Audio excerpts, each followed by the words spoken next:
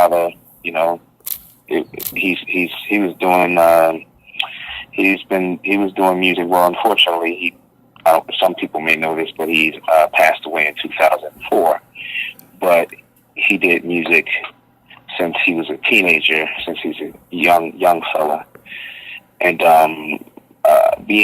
growing up with that and seeing it was really, now it wasn't your average experience, like sheltered from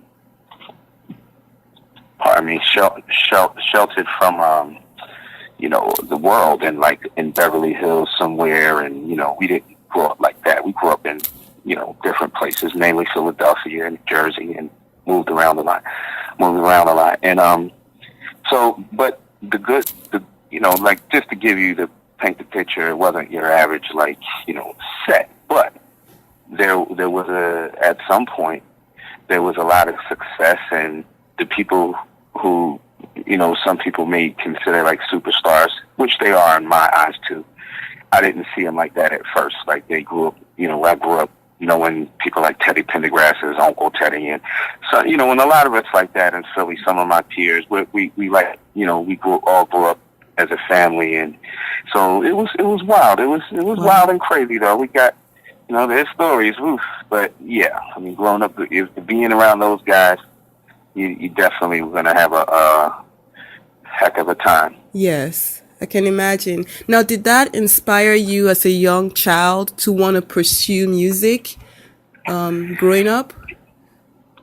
I think I don't think you could be around them and somehow didn't get inspired, you know, because it was such a movement, and it was like, you know, back then the whole karate thing, because Bruce Lee was out, and you know, that was a whole movement. And anyone who saw a Bruce Lee movie wanted to learn kung fu or karate, you know? Right.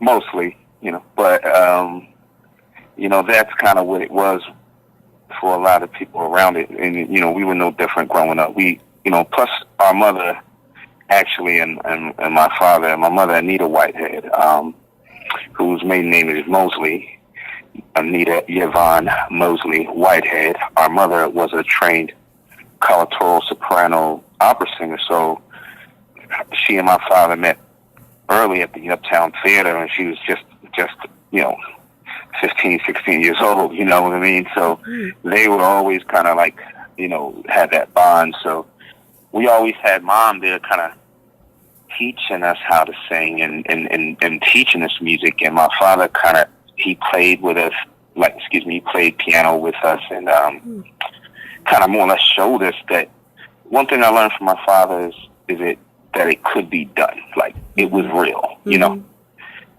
That's why I feel a lot of people need, you know, you might see, like, if you mention another industry to me that I'm not familiar with, it might seem like such a far step. But it wasn't like my father was like, because I'm talking about, you know, we're talking about my father's career, but as you know, my brother and I went into music too. So I'm just saying the influence of it, like you said, what was the influence of music? Yeah. But it wasn't like like we were made to do it, you know, thing, and get your butts in the house and practice thing, ever like that. So being around my father was always fun. You know, it was always fun, and it was always something everyone wanted to do, you know? That's awesome. I listened to your first album, the Whitehead Brothers. Did you? Yes, I did. Styling and Profiling. Don't you know you let me down? Somehow, you just got me with that one, because I was thinking of the second album for some reason. But yeah, you said Style. Yeah, I went way back. That was our deal with actually our father's former label. You know, his first label that he put Ain't No Stopping Us Now and wrote all the hit songs for. Of course, everyone is, you know, familiar with Gamble and Huff, Philadelphia International Records. You know, like second biggest run in black music after Barry Gordy, you know. So, you know, it was, you know, that was cool, you know. And that's funny, and we got a chance, that was in the 80s, we made that record. We got a chance to we had to audition too, you know. We got turned down the first time, you know what I mean? It was like, they're not ready. We went and practiced, and a fellow by the name of Barry Thompson, if you ever look on my social media, or like on my Facebook, you'll see him comment. He's a guy who was helping us move from Philly to Jersey, and he played bass. And my brother and I, we would sing together. We just used to jam. I was like maybe 6, 7. My brother was a few years older than me. So we used to just jam in the garage, and I used to have a little Snoopy like Peanuts Gang piano where you like to play it, and the characters would like pop up. My brother could always play the drums a bit, like, so he had a real drum set. You know, even at like 10 years old, he was like a little prodigy on the drums. So, Wow.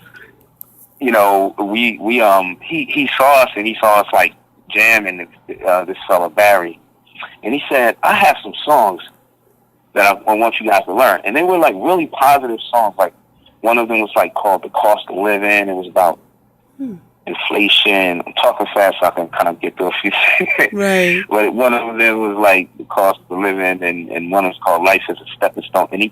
And he taught us those songs, and he gave us like organized parts. And that's why I accredited him for inventing the Whitehead Brothers, like as an organized group. Yes. You know, because it was those songs that we sang, you know, that helped us get on the deal with Gamble. You know, we didn't wind up putting them on the album, but those were like audition songs that we did. And, you know, so yeah, that album was fun, and we worked with a lot of legends on that album too, believe it. Like, you know, I'm not even saying believe it or not, but Gamble kind of pulled in some big guns to help. And it was a merger with Capitol EMI Records and stuff like that. So we had a lot of other label mates from other, sub-label mates that we could, but that year, Shirley Jones and the OJs put out another record on Philadelphia International on his new deal. So yeah, that was that. So you heard that album. I heard it. You guys like sounded amazing. No, you sounded amazing. I sound like a little squeaky mouse, right? No, not at all. Not at all. Even at that age, you could see the talent. You could see, just the professionalism. He's like, no, you guys sounded really. I love the songs. Thank you. Very nice. My brother. I love my brother. Did you see the video, Stalin? Yeah, I have seen the video. Okay. It's a serious video and all that stuff. Last time I think I saw them, somebody had gotten it off of MTV on YouTube or whatever. But and my brother, all I do was watch him through the whole thing, because he just kills me through the whole thing. Well, you guys are having fun. Yeah, man, it was so cool. So I love my brother. Like he's like Jay. Shout out to Jay Step. Okay, Johnny Whitehead Jr. That's John Whitehead Jr. Yes, named after my father. Absolutely. But yeah, Jay Step is he gives a shout out to you and your blog. Yes. So I sent him a little message. But yeah, that was he's great, and there's always been like the backbone. Like to me, he is Whitehead Brothers. Like I always was a copycat off that. Like except for like the guitar, I played that like first, but with the piano, I saw that my brother used to sit down and play all of the. He used to play all of the drums like he was like Brian McKnight or somebody, man. Like like smooth. Yeah. I was like, I don't know. I was like, I don't know if this guitar thing is working out. I gotta stop playing piano a little bit. That's funny. Yeah, I mean, you each have your gifts, and like you said, there's no one without the other. Like you sound great together, and oh, thank you. It's that teamwork that makes it magical. Thank you. You guys had a number of hits in the 90s. One of my favorites was the "Forget I Was a G." Jason's lyrics. The movie was great. The soundtrack, that "Forget I Was a G" song was just like, oh my god! Like that song is till today. Like that song is still a hit. What was Praise God. What was your favorite album, just in general, that you guys have worked on together, and why? Wow, I don't know. It's every artist says it's like they're all like your babies. You can't, but I do try to. I think it's like the mood that you're in, and one song becomes your favorite for a minute. Like, you know what I mean? Yeah. Because like when you talked about that first album, I went back and listened to "Can You Dig It?" And that's like an up-tempo jam, and it would put you in the mind of like the Time and Morris Day or something. Right. You know, and you know, that sounds real big then. And like Bruno Mars is kind of bringing that sound back. Yes. You know, now with that whole synthesized, like that 24 karat thing. I love it. Right, right. Especially that Uptown Funk thing. Mm-hmm. Yeah, man, it's showing. I'm glad that he's doing what he's doing with music. Not to digress, but I'm glad that that fella is doing what he's doing with music and bringing 90s tracks back and everything, because it's just showing that, you know, it is timeless. It just has to rotate, you know? Yes. Some of that music is timeless. It just rotates. And, you know, even a fella, speaking of the album, like 187 was, Your Love is a 187 was our first single from the second album that we did on Motown Records in 1994. And, you know, went on tour 95, 96. You know, we started another album with Motown. We put out a few singles and all that, but we can get to that. But getting back to that album, you know, 187, you know, was an interesting song that's had a lot of story to it. But just to make it briefly, like, you know, just to make it brief, you know, we did wrote that song with a fella, Earl Johnson. He Forget I Was a G in 187. Earl Jan Johnson is like a big brother of mine, and you know, a lot of these people that I know, like I just met them in the hood, like, you know what I mean? I just met them in the, you know, like a lot of, like, you know, a lot of people. That's how it is. It's like if you grew up in Queens somewhere, it's like, oh yeah, LL Cool J's still around the corner, and you know how that is. Right. The community is. But I listen to that album sometimes, and you know, the title track is Serious. Mm-hmm. And that's one of my favorite songs, I would say, because I probably hear it so much different than what it is on the record too. Yeah. But I like the way it turned out on the record. You know, that's the thing about an artist or a producer. You know, that's why you can do like unplugged little things and shows to show people like, hey, I could have did it this way too. You know, and you might like it a little bit. Right. But one thing about me, I like giving. Once I commit to something, I like giving the people at a show. Mm-hmm. I don't change it too much unless I like go into a part. Like I'll give you what you want first, you know. I'll give you what you're expecting and kind of change it to tease it. But I don't like when I go to a show and somebody just doesn't sound, unless it's just brilliant. Right. It kind of annoys me, so I don't do it to people. You know what I mean? Right. And you waiting for a part that you came to see, and then they do something different. You really gotta really appreciate it if they really do something. I'll tell you one person, and I don't know if you know this artist. You know, he actually passed away. His name is Jeff Buckley. I don't know if you've heard of Jeff. Yeah, Jeff Buckley. No. But he passed away, unfortunately. But one of my favorite artists and great singer. He's like Fred Mercury kind of guy. Oh, really? Like, okay.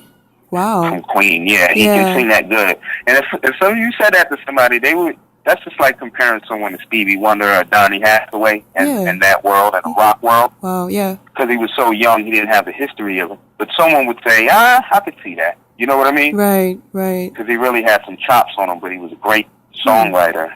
Wow. And I was talking about him because, you know, one of my favorite songs from him is a song called Everybody Here Wants You. A lot of people know it. The video, if you ever, I'll send you a second.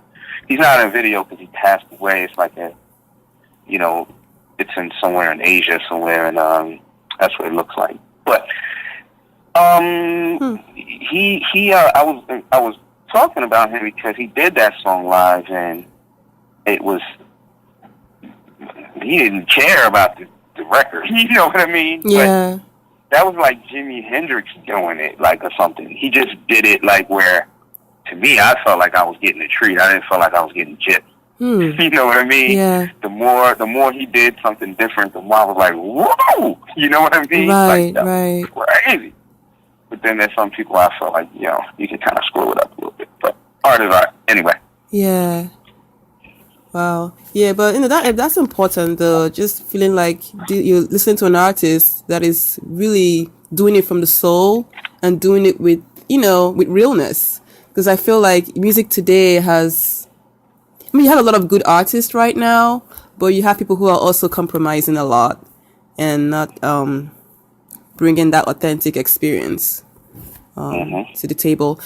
But so anyway, off camera, you talked about meeting interesting people in your time in the industry. Suge Knight, Michelle, Dr. Dre, and I'm sure people are curious. What is a Suge Knight like in person? Because the image we have of him is this tough guy. And I was just curious, like, what was he like in person? Well,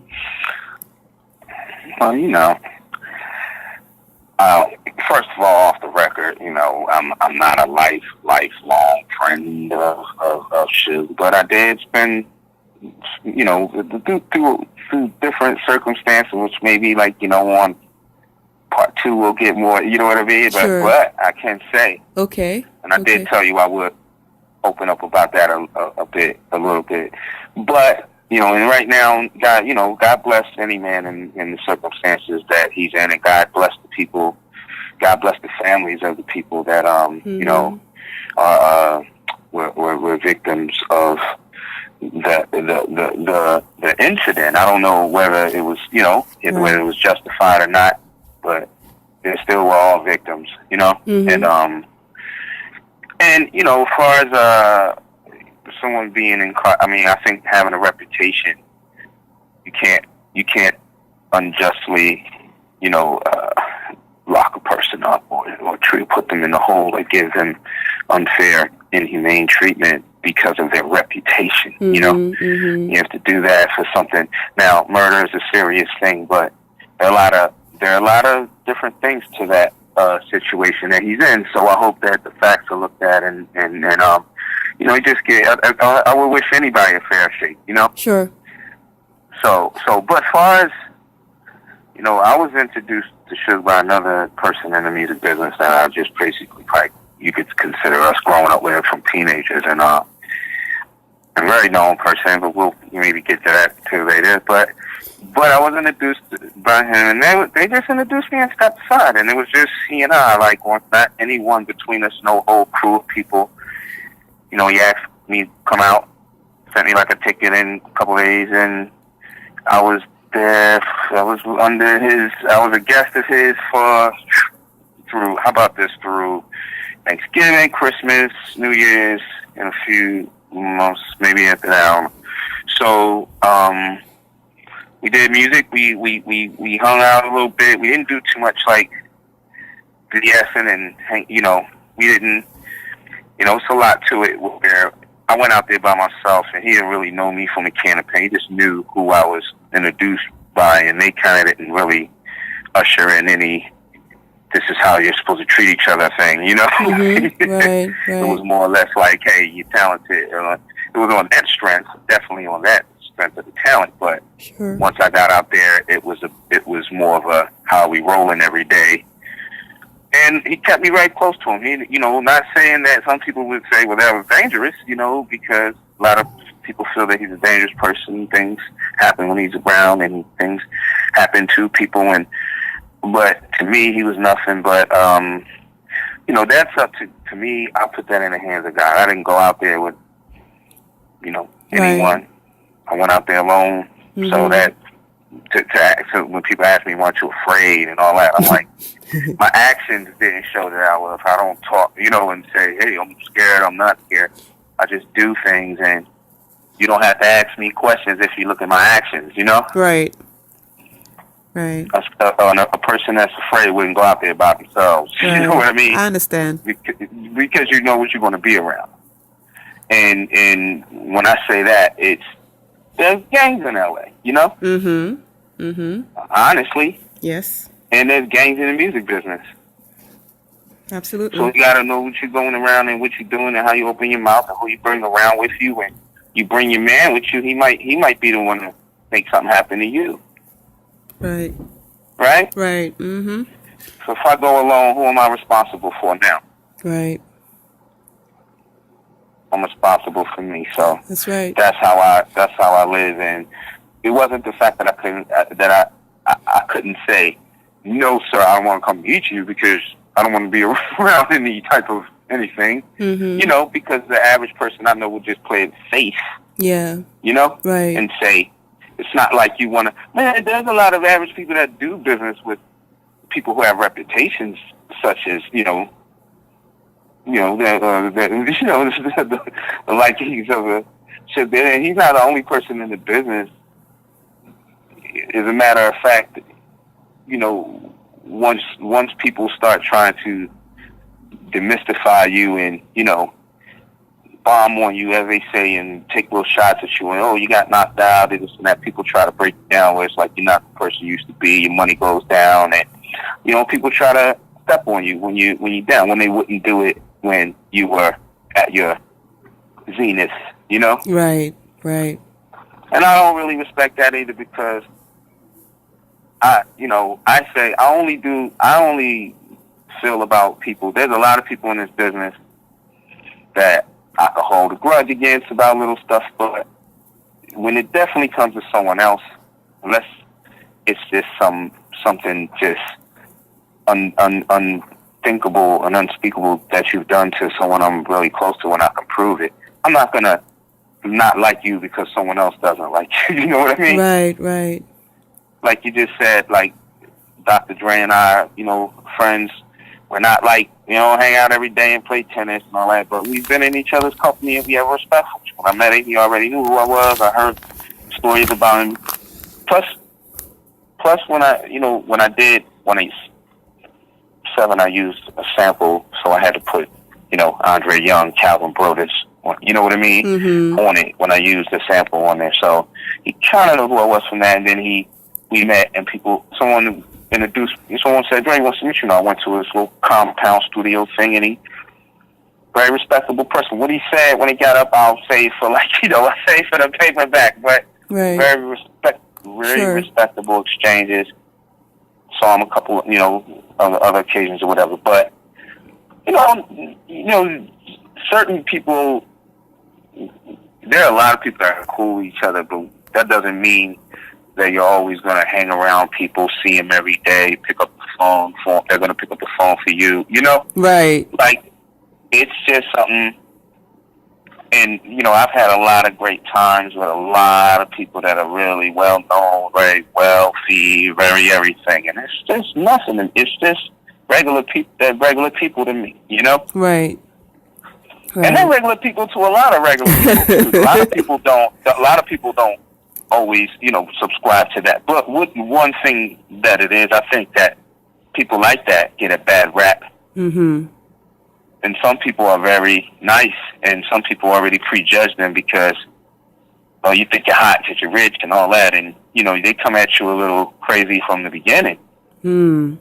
Mm. And you're like, I got on a pair of jeans and a t-shirt, and I'm showing, Right. And, so I just think, I've always tried to stay humble. I think at one point you have to understand, I'm from Philadelphia, mm-hmm. and you have to understand how to move mm-hmm.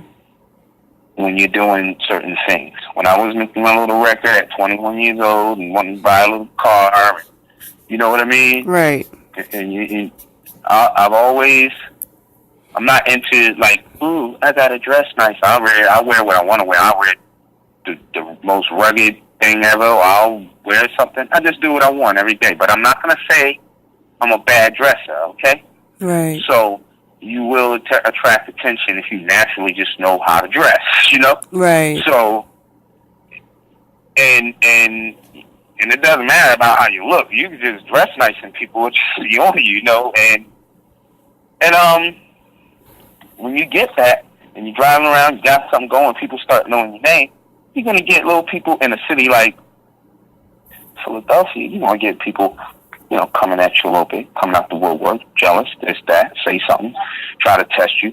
I'm out here singing, so I'm not out here rapping. Well, even though we rap too.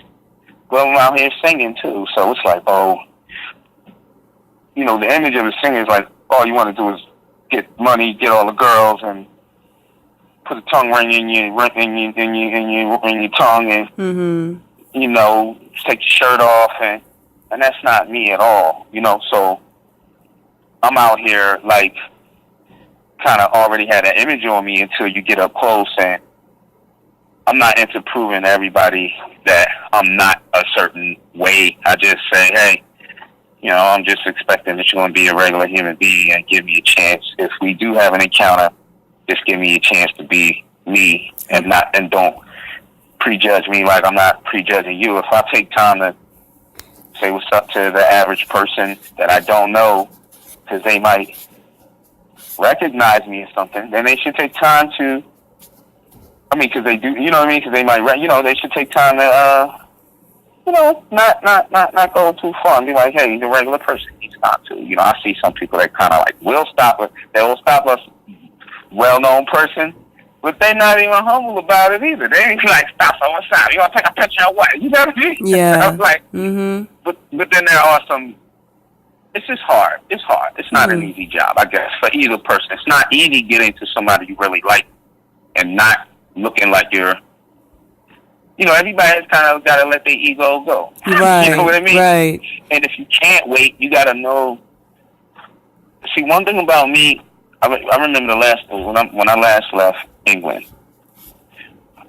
I remember the fans running like with they had our like flats. They're like the little copies of the album, but they're like not the album, and it looks like the record. So it's like they're running with it to get them signed, and the bus is pulling off, and people like, come, and they're like, come on, Mike, we gotta go. You know, come on, we gotta get out of here. Yeah, pull both socks in there. I'm like, yo, no, you don't do that. It was at least about 30, 40 people I just saw, you know, right there. And then more people started walking up, of course. And after about, like, you know, it started getting chunky, we had to shut it down at one point, you know. Yeah. But I got out and signed, me and my brother and I, you know, we got out, you know, signed as many autographs as we could. And that was the last time I was in England. I already feel guilty because I hadn't been back. And they're like our biggest, you know, market. Anyway, but you got to keep it real with people. Right. You know, I guess that's...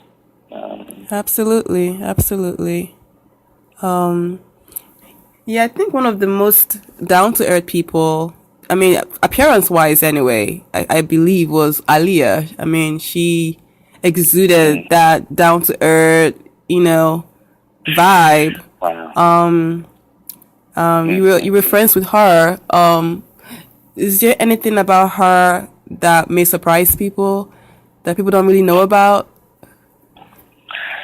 Oh man, a lot of people say the same thing about Aaliyah. You know, I think I don't know if there's anything good that would surprise you, because a lot of people just, you know, and to me, you know, she was no different. I mean, I could tell you a little bit about our relationship, because, you know, we met at Powerhouse in Philly, and she kind of knew my song "Beautiful Black Princess." I love that song. Oh, God. Oh, thank you. Praise God, man. Praise God. I walked out, I don't know, I saw her, I was on her, I was like, oh man, it's that chick. I was like, it's that chick Aaliyah. She's dope. You know what I mean? Yeah. I just like the music, but, you know, I know she was young. I wasn't really on her like that, but she was getting up there by the time I kind of met her. She was almost like 18 or something. It wasn't like the 16, 17 thing.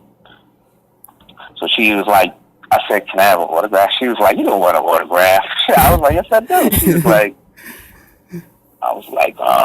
and then she wrote, and somehow, I don't know what happened to it, man. I might still have it, but she said, you know, to me, you know, Kenny from Aaliyah, your beautiful black princess, put me in the video.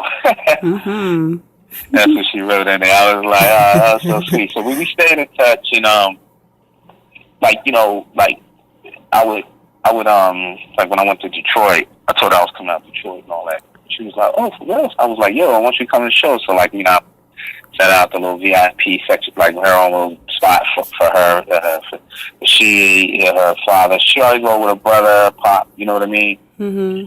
And so you can come through. It wasn't like she and I got a chance to like spend, because this was after like they went through a little something. You know what I mean? They just got into the thing where she was dealing with Missy, and they didn't start dealing with Missy and Timberland and all that stuff. It was in between the time when she was with the fella Robert. You know what I mean? So it was kind of more or less like a always come around after everything blows up. No, I'm just it's always security guard. Yeah. But we would like cool. So she came through, and then we would chill after that show and chill. The whole family too. But we chill after the show. Yeah. Okay. But she invited me to a show. That picture that's on my Instagram, she invited me to a show in Rochester, and then like we got a chance to chill out in my car for a second, listen to some songs and talk, and then we went to the hotel piano and was playing, and she wanted to hear "Beautiful Black Princess," so I was playing that for her and singing it for her. But my man Luce Cannon was up there with the photo, because he was the only, when I got a chance to spend some long time talk to her, I popped like, come through, check that, everything okay, but it wasn't really like anybody was on top of me. But then things we keep in touch here and there. But she was always just a sweetie pie, and we wanted to work together, and unfortunately she's no longer here in the physical, but yeah, she's definitely, man, she left such a big strong presence and legacy.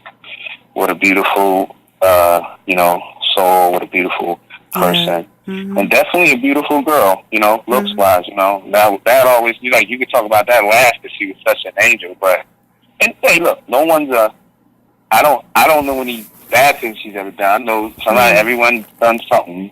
We've all done something, but, and a few things, but she's a person you're going to hear a lot of the same about her, that, you know what I mean? Right. She was just a sweetheart. So rest in paradise to Aaliyah Holt. Yes. Yeah. Absolutely. Yeah. Not to jump, but getting to close the chapter on what we were saying about my friend Mr. Marion Knight. Like I said, perfect gentleman. I mean, I would say and no craziness. People say, oh yeah, someone's doing something good for you, that means they want something. Yeah. Never stuck a contract in my face. Okay.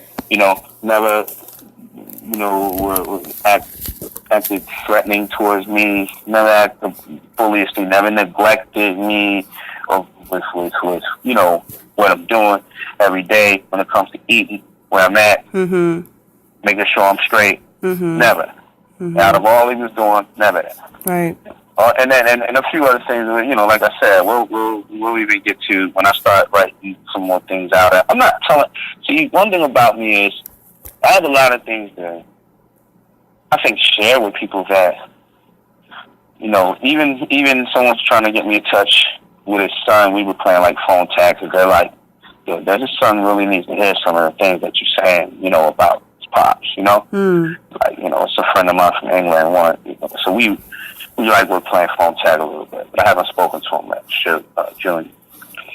But, it's nothing where, some old chump is trying to get on there and say anything, but I do definitely want to get his pop a message if he speaks to him, because I haven't spoken to him in a long time, but when it comes to people, I think that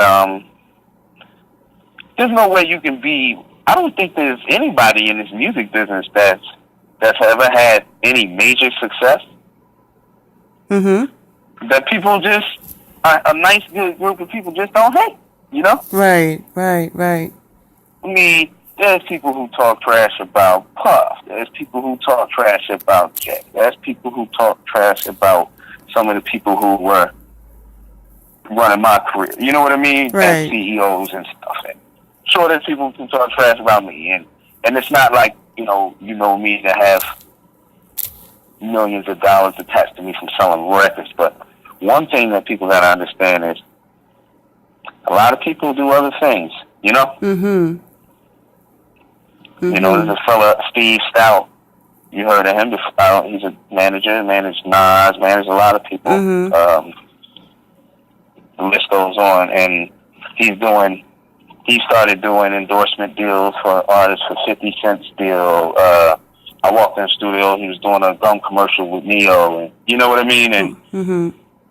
just blew up doing things like that. You know what I mean? Right.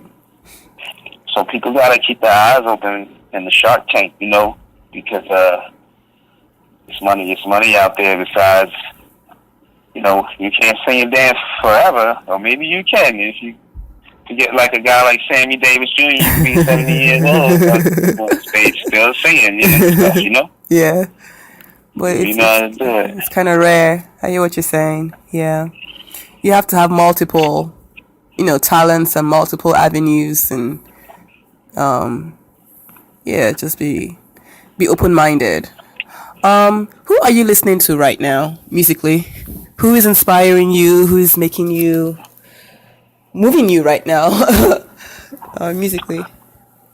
Wow, that's funny you say that, because I don't know, man. I went into a thing where I was just kind of listening to some beats a lot. Just starting listening. I've been listening to a lot of instrumentals. Okay. But far as music, I went a little old school yesterday. Okay. And I listened to Shaka Khan. Oh yeah, that's the legend. Yeah, you can't go wrong with that. You can't go wrong with Shaka Khan. Oh my goodness. Yeah, she's the funkiest. She's so. I was busting the Everlasting Love joint yesterday. You know what I mean? And that's the groove right there. I was messing with that, and then from there, you could go on YouTube, and then you start seeing all the songs that were right. Funkin' for Jamaica is gonna come on. Mm-hmm.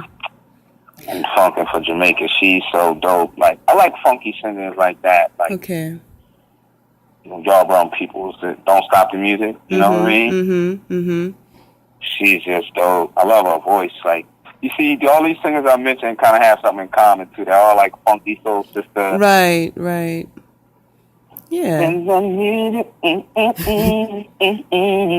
I mean? Right. Yeah. Anyway, we love the funk. Heat Wave, I always listen to. My favorite group, Heat Wave. Rest in peace to Johnny Wilder. Gene Wilder just recently passed. Rest in peace to Rod Templeton, man. Heat Wave. Heat Wave, baby. That's the move right there. Yeah. Everybody loves Always and Forever anyway. That's the biggest classic. And Boogie Nights and absolutely. Yeah. Okay. So I hear you maybe working on the book. I mean, at this point, maybe you should, because you have so much to share. Yeah. And you know what? A lot of people that I know write books. Mm-hmm. You know what I mean? Let's say some ex-girlfriends and people like pretty known you know what I mean? Mm-hmm. And they write books. And I never read them because I just know I'm not in it. You know what I mean? Because okay. That's kind of like my, I don't know. I never really like to be in the limelight when it comes to people. Even some of the famous people I've dated, I never really kind of that tattoo on the arm, go to awards kind of guy, Mm-hmm. Yeah. It's cool, but it never really, I was there kind of through the more of the serious times with people and holding it down for real with them, not just be out there with them and like some of these people kind of, let's be a couple just to, you know what I mean? So we can get some play. So it wasn't really about that with me back, in some of those days we didn't have TMZ. Even though I did get caught on TMZ not too long ago. Oh, really? Nobody's in that. Yeah, nobody's exempt. Oh, TMZ. Yeah, that's crazy. They man. find you. They went on my actual Instagram What? page and ripped a picture off of that joint. Yeah. with me and my big homie. But you look on my page, you'll see it. If you look, well, I'll show you it because it's a little red TMZ on the bottom, so you have to like see it. But I'll show you it. Okay. But it was something that had to do with the Meek Mill thing, and oh yeah, you know, and kind of filtered over my way. Mm-hmm. You know, so a little bit. And the dude had jokes talking about because I had my brim on, and my man was like, oh yeah, you know, don't mess with Philly. I mean, look at that hat. You know what I mean? Oh, I gosh. I was like, we're nice people in Philly. Stop it. Stop it. Stop it. We're nice until you mess with us. I'm just kidding.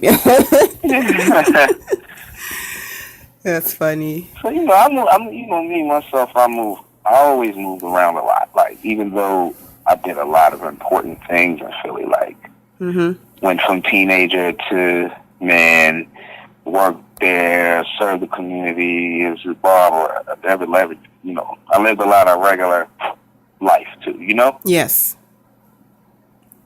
Yes. I think that's important. You know, it kept me grounded. So. Absolutely. A lot of people were shocked that, you know, I did music. Like, I bust out and remember coming in the barbershop and people, you told you were going to be a soul trainer? Right. And I was like, man, why don't you know I'm coming here? You know? This is more of an impact when you just, you know, just bust out with the joint, you know? Absolutely. Just real briefly, what do you think about the whole Meek Mill situation? And I meant to ask this earlier, actually. What are your thoughts on that? No, I'm sorry? The Meek Mill situation? Meek Mill? Meek Mill? Yes. Situation. Your thoughts? Yes. Okay. Now, you gotta excuse me because I might be ignorant on this current event because I just had a power outage. It's all right. No, it just came back on too. Now, so what's the situation? Can you explain it to me? Maybe I know they say I think he skipped parole or something like that, and they want him back in jail for doing that. And there was this whole protest thing going on. Okay, like so 2 months ago. Where it is from there. Okay. Yeah. I mean, well, okay. So yeah. Well, you know, put it this way. I can't now how right or wrong or what's going on as far as with you know, because the whole situation with him, you know, I'm just going to glaze over it and just ask me what I think. The whole situation with him is that his defense is claiming that there was some unprecedented things, you know, happening in his case, and so, you know, I'm not gonna say that his sentence and all that was, you know, fair. You know what I mean? Yeah. And what he's getting and what they're trying to do to him is fair because I know firsthand about, you know, some of the things that can happen in the justice system if you slip through the cracks, and or some people just don't give you a fair shake, or somebody's trying to prove a point. You know what I mean? Right. So, like I said about Suge, I could only wish that the you know what I mean? Yeah. I can only wish that young man is treated fairly. Mm-hmm. Of course, you know, I don't think he's a you know what, he's a OG, he's a G, you know, and I know he's been through that situation before. He's not a little chump. You know what I mean? Yeah. Mm-hmm. And I know it doesn't seem like he's whining and trying to, I'm sure he's going to use all his power. He's not doing a lot of that stuff too, but people are doing it for him. But I'm sure when it comes to his resources and power, he's going to use all his powers to fight, you know what I mean? Right. And get out of that situation. And hopefully when he finally does, because I know he'll make it out, and you know, yeah. I know he's trying to take his momentum right now. It's like, I need to get out now while I'm hot. And like, you know, that could hurt people sometimes. When you stay in, not everybody's like a Tupac. Get out and get on their feet and be bigger than ever. You know what I mean? Right. So I'm sure career-wise and, young wise. He wants to do a lot of this stuff while he's young. You know, he doesn't want to be like 40 years old rapping, unless a few rappers that still can, you know. Right. So, but anyway, I wish him definitely the best. As far as the justice system in Philly, it's like, you know, it's tough, and I know firsthand, like I said, you know, I just wish that brother the best. Yeah. Hope he makes the right moves to do what he has to do. I don't wish. Hey, listen, I know people that have like ran blocks in penitentiaries, and they'll tell you that jail sucks. Yeah. You know? Yeah.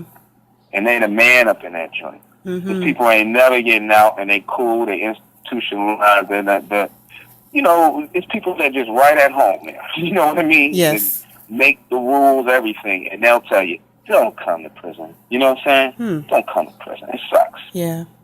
Because you don't want to come to prison with a dude like me anyway. They'll tell you, I'm one of the reasons why you don't want to come to prison. You know what I mean? Right. So they'll tell you it sucks. So no, I don't wish even overnight, even state roads, CFC, all the house of I don't wish that on anybody, you know? Yes. You know, and I have family in some of these places that, you know, a certain. Yeah. You know, when you get to the point where your money can't help you and things like that, and people still want to make some type of example out of you because that's how it is. We've seen a lot of our people, not just from Philly, but a lot of Philly artists, definitely, you know, talented artists, you know, get wrapped up with the law, you know? Yes. And I think, you know, us in Philly, this wasn't like Meek's case. It's not like he, you know, stuck a gun in somebody's face or something, you know what I mean? But I'm talking about for this case, you know, with me, it's just a matter of something else. But a lot of people, they do have a chance to make it, and they kind of, you know, we do have some people from Philly who kind of like that's the normal thing. Like, I'm not saying that everybody in Philly is a tough guy, you know what I mean, or got like a lot of nerves, but you know, you've been there, you hang out there, you know. Yeah, right. I understand what you're saying. Yeah, exactly. I'm not telling you anything, but you know what I mean. It's like it's you never know. It's not a soft place, and I think a lot of dudes have put it all on the line. You know what I'm saying? Yes. Like, I used to be like that too, you know? I felt stupid afterwards sometimes, like letting someone, you know, like anytime, anywhere, any place type of dude, and when I'm done, I want to not taking the physical L, but losing something I work for, you know what I mean? Right. Like dropping it, somebody still walking off with it, because I wild out. Like, I will have an example. Like, I had a little fight on South Street, and just because some noodle was kind of threw me off my square, I didn't even know the dude, you know? Yeah. And this was in the time where I had my record out and everything, man. Yeah. I wasn't looking at it like he was just looking at me hating, because I'm like, this guy don't even know me to hate. Yeah. But I was on the phone. I was waiting for a chicken cheesesteak at Ishkabibble. Shout out to Ishkabibble, you know what I'm saying? I was waiting for my chicken cheesesteak, and a fella walked past, tapped me, and said something to me while I was on the phone. And he walked, and I'm like, I thought I knew him, so he turned back, and he just had a wrong attitude. Like, I was just saying, what's up to you? And you know what I mean? He had a guy with him.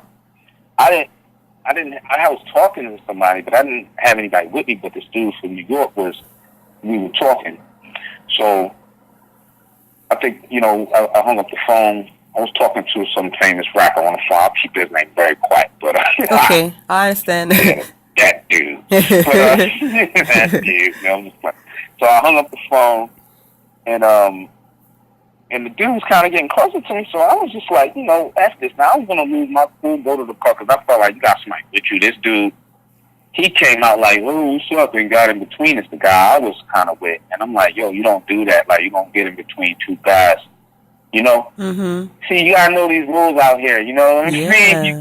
You don't get it. If people get killed at house parties, and you know what I mean? Doing all this junk. It's a way to you're not surviving all by a mistake. You're surviving by God giving you the knowledge on how to move and divine intervention too. Absolutely. You know what I mean? Yeah. So I was great, flip it, go to the car. He like, you know, you better go to the car and this and that. So I turned around, oh, you know, the hand skills. So I blacked out on him having somebody with him. Me and the guy started fighting. How the fight turned out is all good, but when this was over, my chain had fell, cheating link fell. I found that, and my piece that I had made with my, you know, a little iced out piece I had fell too. I didn't think tuck my jewelry in or you know what I mean. Yeah. I didn't think take my chain off, put it in my pocket at least. I didn't think none of that. Yeah. See, that was that type of. Yeah. I don't want to talk too much about that type of stuff. It's about music and stuff, but that's just how. If you don't think first, you know, you're thinking warrior. You know what I mean? Right. Like, you know, now it's time to throw down because it's time to throw down. I'm not thinking I'm a pretty dude with a chain on. I'm gonna need to take my. Oh, I got a white DKNY shirt on. I wasn't thinking sweatshirt on. This joint costs something. I wasn't thinking of none of that. You know? Yeah. He was probably thinking, look at this dude all icy and this Right. and I want to F him up. Right. I want to F him up. But I didn't think like that. I'm thinking like this dude about to get hurt for real out here, you know? And people playing around, and he wasn't fresh to death, and I let a noodle take me off my square, you know what I mean? Yeah. I'm like, man, at least next time, let me fight somebody with a pair of Versace shoes on or something. Let this noodle ball fight me. He ain't lose nothing in this fight. Again, you know what I mean? Yeah. So, you know, when people start coming around from the clubs and pulling up, they like, man, Ken, what's up? I was cool. And he saw him and his man like kind of, you know, limping off. I was, you know, so they limping off and doing their thing, and you know, they didn't make it off the block kind of time before everybody came that I knew. You know what I mean? Right. I don't know who they were, but I know everybody. They like, what's up?